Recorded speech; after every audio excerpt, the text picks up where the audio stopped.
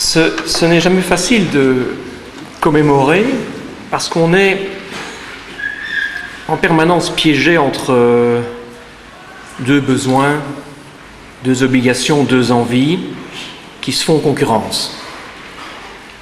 On a envie d'oublier, vraiment oublier, ne plus se souvenir, ne plus revivre intérieurement le passé,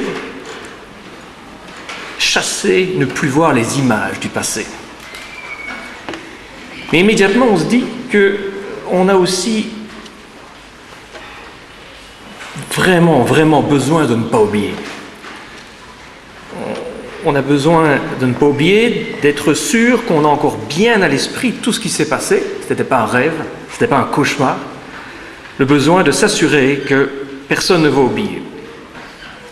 On est donc animé par deux forces, deux envies, on est piégé par deux envies, deux forces, deux besoins qui se valent, mais qui sont en contradiction et qui ont ces tendances, ces forces, ces envies, chacune leurs arguments. Il faut oublier, il faut passer à autre chose, il faut regarder le futur, il faut peut-être protéger les plus jeunes, éviter de les traumatiser en leur apprenant la triste nouvelle du passé. Et au contraire, il faut ramener dans le présent le passé terrible. Il faut éviter de voir le futur sans tenir compte des leçons du passé. Et donc il faut sensibiliser les plus jeunes, quitte éventuellement à ce que cela les traumatise ou les rende foncièrement et profondément tristes. Ce n'est donc jamais facile de commémorer. On est tout le temps tiraillé entre deux envies, entre des besoins contradictoires. Depuis quelques années, de surcroît, un nouveau problème est apparu. Dans les médias, et je parle essentiellement de la télévision, mais aussi des réseaux sociaux, désormais, on commémore tout et n'importe quoi. Que le drame soit une conséquence de la politique ou qu'il s'agisse d'un simple fait divers, commémoration. Que cela concerne quelques personnes ou 10 000 personnes, commémoration.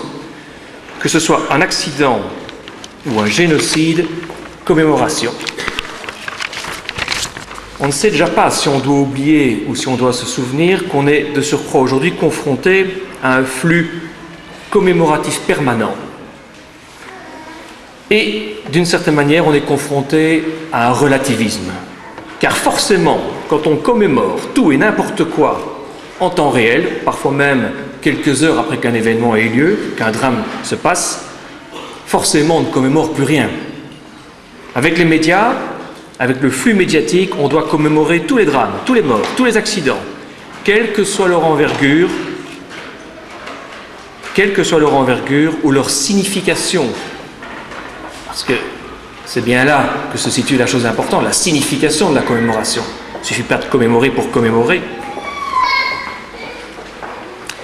Il suffit d'un fait divers, d'un drame, pour qu'immédiatement une machine commémorative médiatique se mette en marche. Jour de deuil national, ne jamais oublier, condoléances du Premier ministre, devoir de mémoire, recueillement sur le lieu du drame, message de sympathie que l'on peut poster sur les sites d'RTL ou de la RTBF, soutien affectueux du président américain Obama ou Trump demain. Bref, au moindre drame, la machine commémorative médiatique se met en branle. Commémorer est devenu à la mode, on commémore en temps réel, on commémore sur Twitter, on commémore de plus en plus vite, on n'attend même pas 24 heures pour commémorer, on ne prend aucun recul, tous les drames se retrouvent dans une messe interminable pour commémorer.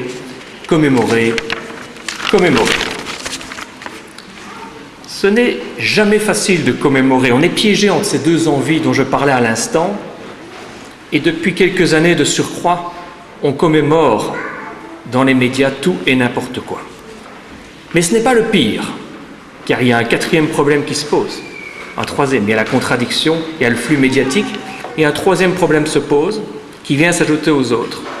On assiste aussi maintenant à une hiérarchie douteuse, médiatique, dans les médias, de ceux qui méritent ou non commémoration.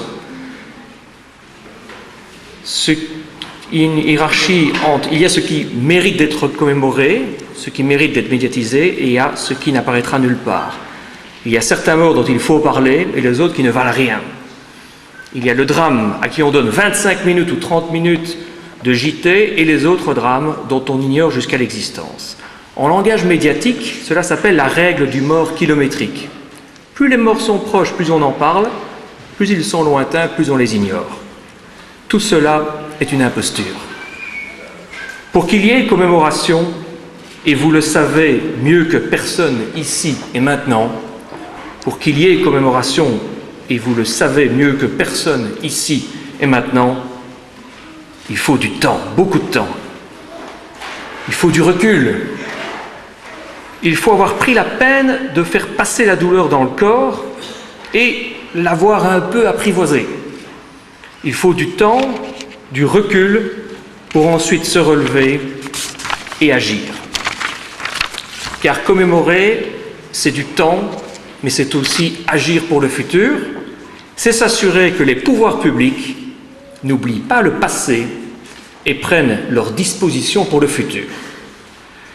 Pardonnez-moi cette attaque en règle vis-à-vis des médias, mais quand je vois chaque année, mais c'est la 3e fois en ce qui me concerne ici, quand je vois chaque année ici ce mélange d'élégance, de modestie, de pudeur, de courage et de discrétion, je me dis, il y a chez vous 2 choses fortes, la sagesse du temps, le recul, qui vous rendent de plus en plus solide face au passé, et l'action politique nécessaire. Il ne suffit pas de ne pas oublier, il faut prévenir le futur. Bref, il y a ici une vraie commémoration au sens le plus fort et le plus positif. Et même si ce que l'on commémore aujourd'hui est triste, cette force bien présente est rassurante. Dès lors, au nom des territoires de la mémoire, je tiens ici à vous apporter notre soutien et notre affection. Je vous remercie.